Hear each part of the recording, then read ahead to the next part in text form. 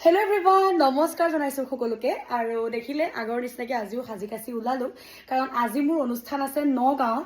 আৰু কালি অনুষ্ঠান আছিলে, ৰাতিপুৱা 5-6 বজাত ঘৰ আহি পাইছোঁহি। পাই মই আকৌ 10-11 বজাত মই নাৰায়ণপুৰৰ পৰা ওলাইছোঁ নগাঁৱলৈ বুলি। আৰু নগাঁও আহি পাই গ'লোহি। নগাঁও ৰহাত আজি অনুষ্ঠান আছে। নগাঁৱলৈ খুব বিৰাট হেঁপাহেৰে আহিছোঁ, কাৰণ নগাঁৱত আগে পিছে অহা নাই। আহোঁ গুৱাহাটী গ'লে ৰাস্তাই গুচি যাওঁ, কিন্তু বিহুৰ অনুষ্ঠানৰ কাৰণে নগাঁৱলৈ আহিছোঁ প্ৰথমবাৰ কাৰণে, আৰু বহুত বেছি ভাল লাগিছে। তাতোতকৈও ভাল লাগিছে আহি পাই মই য'ত আছোহি।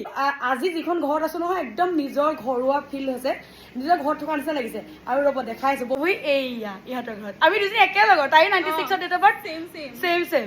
আৰু সেইফালে মাইণ্ডা বহি আছে, আৰু খুৰী আছে, খুৰী আহা। তাকে খুৰীকো দেখুৱাব লাগিব। এই যদি খুৰী উঠোৱা দিব মোৰ লগত কথা পাতি পাতি বহুত সময় সঁচাকে ধুনীয়াকে পাৰ কৰাই দিছে। নহ'লে আমনি লাগে নহয়, জানে নাই খুৰী? হয়তো কথা পাতি পাতি ভাল লাগিছে। তোমাক লগ পাইও বহুত ভাল লাগিছে আমাৰ। সঁচাকে নে? বহুত ভাল যেনেকুৱা তুমি তেনেকুৱাই ভিডিঅ'ত যেনেকুৱা হয় ন, ৰিয়েলতো এনেকুৱাই। Thank you. আৰু ইমান ভাল লাগিছে, দুইজনী আমি একে লগৰ নিচিনা হৈ গ'লো ন। 96ত ডেট অফ বাৰ্থ। তোমালোকৰ ঘৰত, আৰু তুমিও আহিবা। মই এইফালে গ'লে সোমাই যাম।